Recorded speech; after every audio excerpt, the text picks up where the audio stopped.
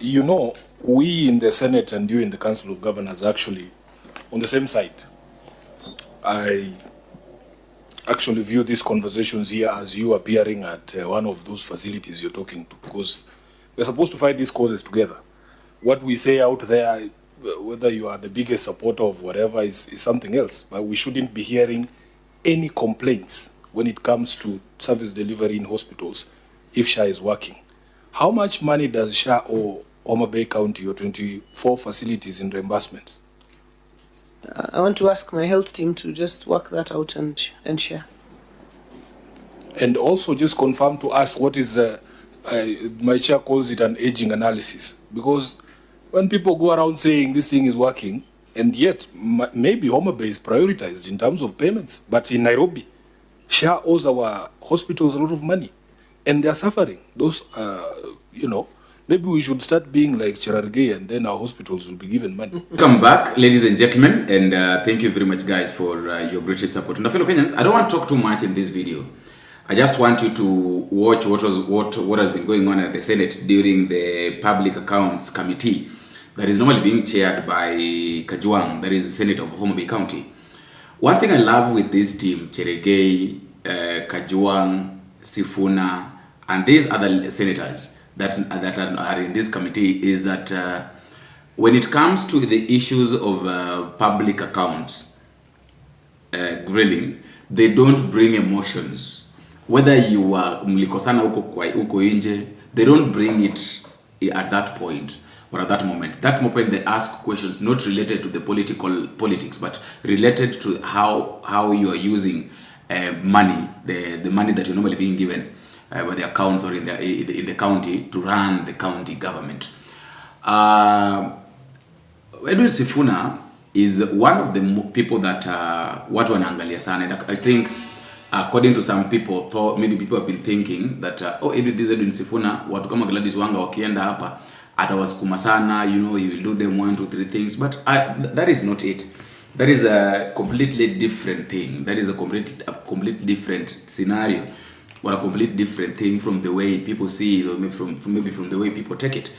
And that is why I would say that I want you to listen. I want you to watch the way there was this mixed reaction between Gladys Wanga and Edwin Sifuna, Kajwang, Cherargei. They thought, or Gladys Wanga really thought that, watu wanaenda kuniuliza maswali. You know, they were asking real questions. They are asking questions that really need to be asked. So I want you to watch this, and then after watching that, you also tell me what to think at the comment section. But at the end of the day, we have to accept that Edwin Sifuna is one guy who knows how to control his emotions.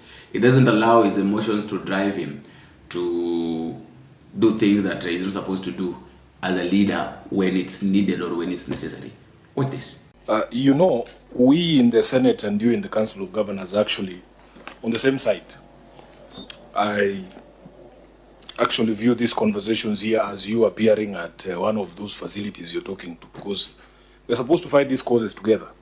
What we say out there, whether you are the biggest supporter of whatever, is something else. But we shouldn't be hearing any complaints when it comes to service delivery in hospitals if SHA is working.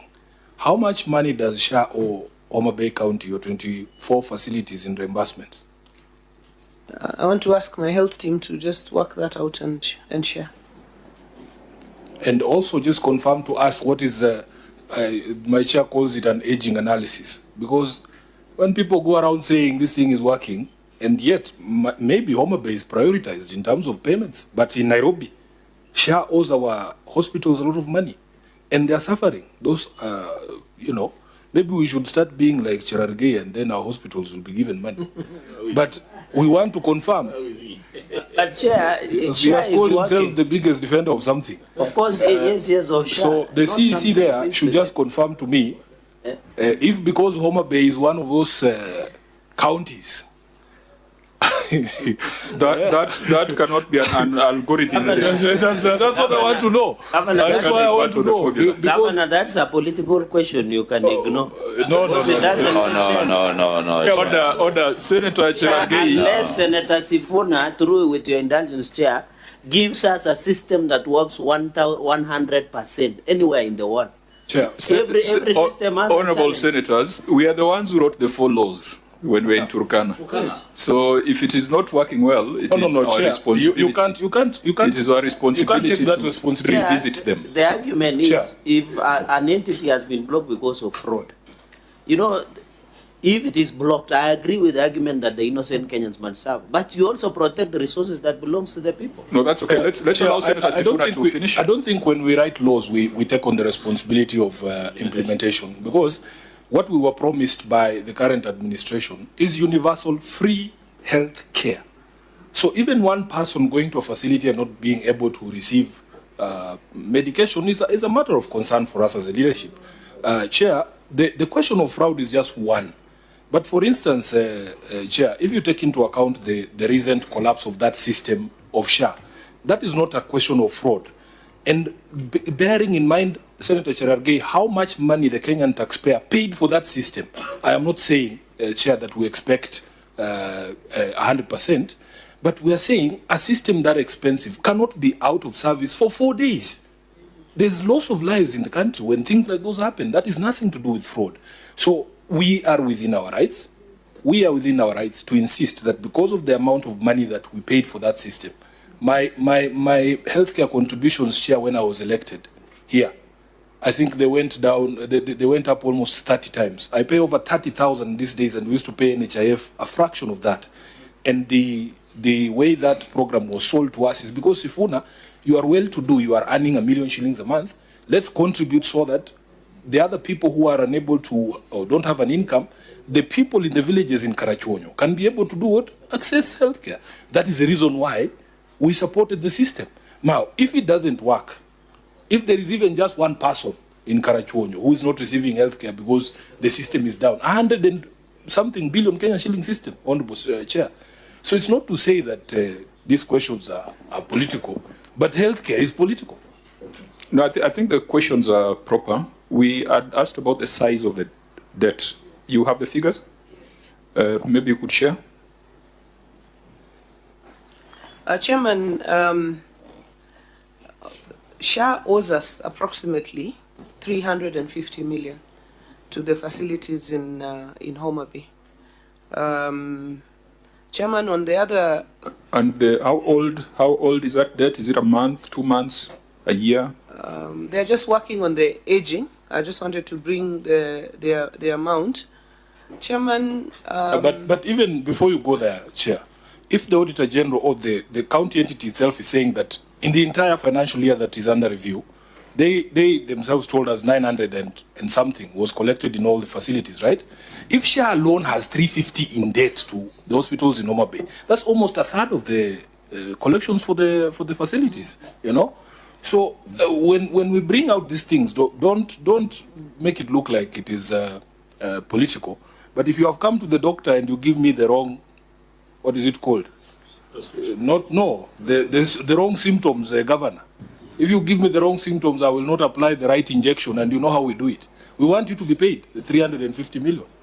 I think you are starting, your preamble is what should carry the rest of the conversation, that we are on the same side.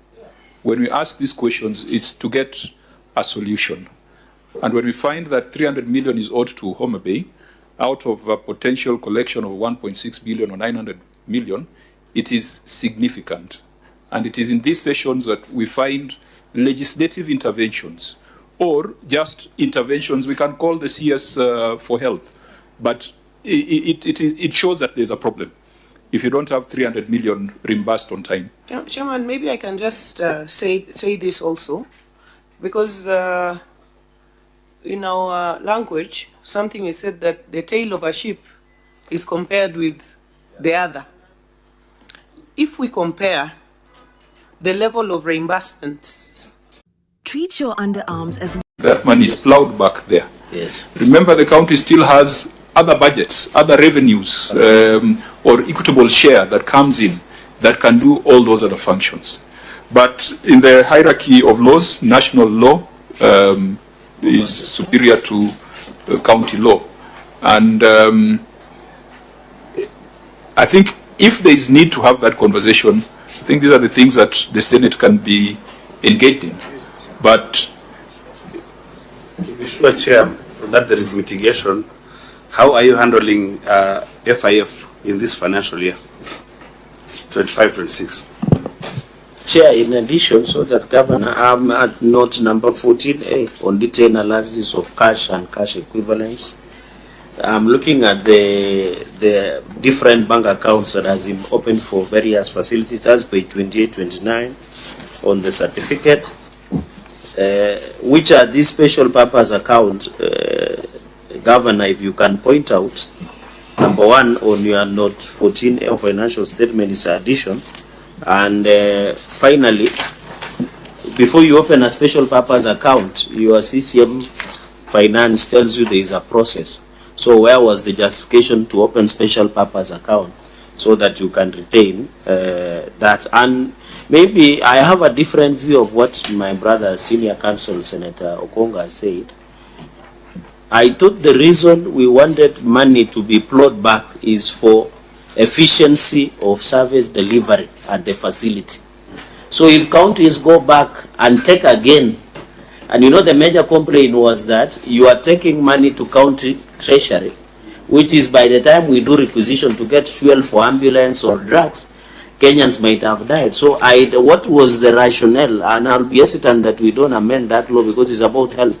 I thought so that you can get money to fuel and get it is an emergency service. Chair. So I really want to understand where the governor is coming from, because the wisdom of FIF is to have resources flowed back to improve efficiency and service delivery at the lowest level of the health, at that lowest level. So, Chair, those will be my three follow-up questions. Okay. Chair. Let's allow Senator Lelegwe to go on record, and then Senator Wambua. Thank you, Chair. My name is Lelegwe Tumesi, Senator for Samburu, member of this committee. You're welcome, Senator. Senator Wambua. Oh, sorry, Senator Gataya. Chair, my name is Senator Mwenda Gataya Dharaganidhi, member of this committee. You're welcome. Senator Wambua. Thank you, Chair. I'm happy you are saying, and my colleagues are saying, that there are conversations that can happen between the county governors and the Senate. And I want to go back to that FIF. Okay, the law is clearly, Governor, the law is it has been breached as is. The question that I ask myself, and I keep asking this question, because the county governors are the ones who are implementing these things. They are the ones who are on the ground doing these things. If there are difficulties, because I'm seeing a lot of these breaches in FIF, there's a lot of breaches in the wage bills, on painting bills, in almost every county. And the question that I ask myself, Chair, is what is the difficulty in the Council of Governors initiating a conversation with the Senate on the amendment of the laws? I don't take the position that Senator Cheragay is taking, that we don't touch the law. I mean, laws are there to be amended if there's need to do that. What is the difficulty in the COG, especially on health matters, on FIF, engaging the Senate and saying, perhaps we have this difficulty in the FIF, why can't we amend the law to suit counties across the board? Chair, that would be my comment on the FIF. Governor? Chair, on Senator Wambua's point, I think the reason that the national law appears to be breached is because of the conflict between the national law and the county law and the laws that were already legislated by counties. And this was, as I mentioned earlier, a standard law that all counties legislated. And no sooner had we finished legislating, there was a new process. And when we input into the new process, some of these views were not accommodated, and the national law was then passed. But in recognition that the national law supersedes the county laws, we are amending our own county laws to conform with the national law for the moment. There was always the question, the FIF, the special purpose account that Senator Cherargei mentioned. Of course, each facility has an account, their own account, which they run on their own. There was an earlier question of expenditure at source, which facilities receive money and they spend without any level of control. So you will find that a facility has received money, rather than buy medicine, they have maybe prioritized building a gate. And that is why there was a special purpose account created, so that when money is sent to the facility account, it is sent with an AIE.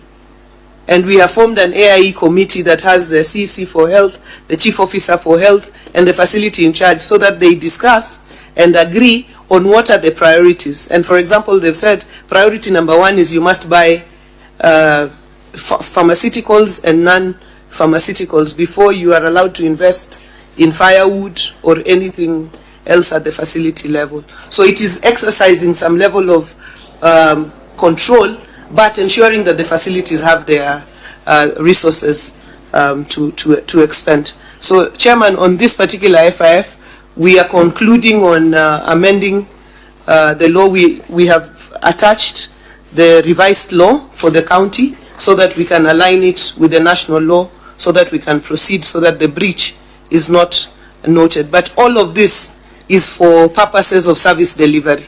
There is nothing, there is no money from health that is not spent on health. So Governor, through the chair, that alignment, will it happen in all the counties, or is just in Homa Bay? This is what Homa Bay is doing. And the auditor mentioned, that many of the other counties are also working on their own laws to align it with the national law. Where there is conflict between national and county legislation, national legislation is the one that applies. Now, before we get lost in the policy conversation, the numbers are not tying. Auditor General, you are saying the county collected 1.6 billion towards health facilities improvement. And out of these, 915 million was transferred to special purpose account. Let's tie the numbers, because the policy issues, I think, are quite clear.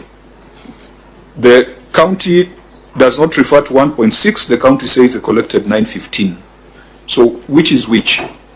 For us to be sure that even with that irregularity in legislation, the numbers are flowing as they ought to be.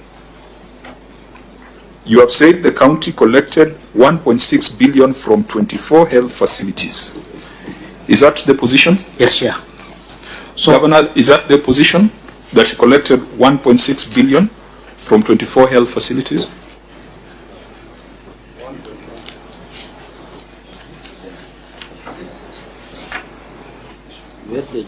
Because if you collected 1.6 billion, then what ought to have been shared between this 20% and the rest of the facilities, the base should be 1.6 billion, not 900 million. So let's make sure the numbers flow. Was the collection 1.6 billion?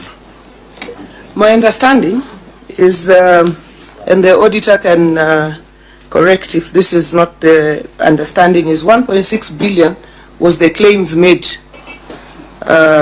by the facilities. Auditor, please clarify that, because you have said collected, and collected means money in the account. Maybe, Chair, just to clarify this, is that the facilities collected 1.6 billion.